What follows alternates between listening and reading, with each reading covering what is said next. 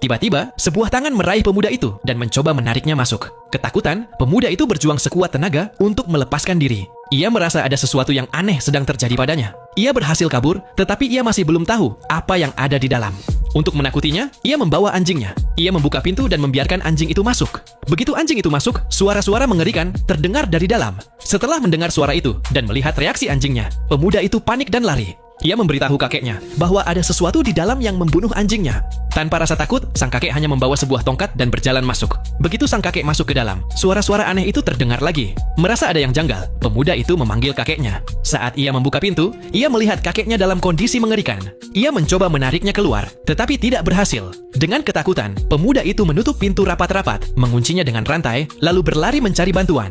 Polisi datang dan mulai membuka pintu. Pemuda itu mencoba menghentikan mereka, memperingatkan bahwa itu berbahaya. Tetapi seorang polisi wanita menjadi curiga. Ia mengira pemuda itu sengaja mengurung kakeknya di dalam. Pemuda itu memohon agar ia berhenti, namun polisi wanita itu mengabaikannya. Begitu ia membuka pintu, sesuatu menyerangnya. Ia mencoba menembak, tetapi tangannya terpotong. Melihat itu, pemuda itu pun berteriak ketakutan. Saat itu juga, seorang pengganggu sekolah muncul dan mulai memukulnya. Mereka sempat bertengkar sebelumnya, karena si pengganggu sering mengusik teman dan pacarnya. Pemuda itu memperingatkannya, "Pergilah atau kamu juga akan mati." Tetapi pengganggu itu tidak peduli dan terus memukulinya.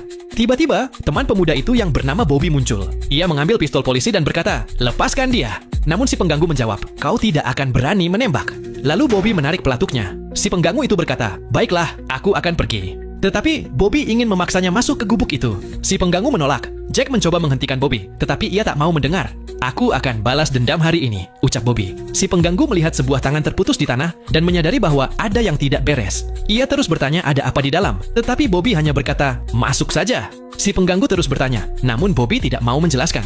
Jack tetap mencoba menghentikan Bobby, tetapi diabaikan. Sebaliknya, Bobby mengancam si pengganggu, "Masuklah atau aku tembak." Meskipun sudah diperingatkan, Bobby tetap mendorong si pengganggu ke dalam gubuk. Begitu ia masuk, suara-suara menakutkan kembali terdengar. Jack, frustrasi, mulai berkelahi dengan Bobby. Dalam pertarungan itu, Jack terluka dan pingsan. Beberapa saat kemudian, pacarnya Jack menemukannya dan berusaha membangunkannya. Saat Jack akhirnya sadar, ia bertanya, "Di mana si Bobby?" Tetapi gadis itu menjawab bahwa tidak ada siapa-siapa di sini. Jack lalu melihat pintu gubuk terbuka lebar. Ia segera berlari dan cepat-cepat menutupnya. Gadis itu bertanya, "Apa yang terjadi dan siapa yang kamu cari?" Lalu, ia melihat sebuah tangan yang terputus dan ia menjerit ketakutan. Jack berkata, "Tenanglah dan tetap di sini." Lalu ia perlahan berjalan menuju pintu sambil memegang tongkat. Ia menarik napas dalam-dalam dan dengan hati-hati membuka pintu. Gadis itu melihatnya dengan ketakutan.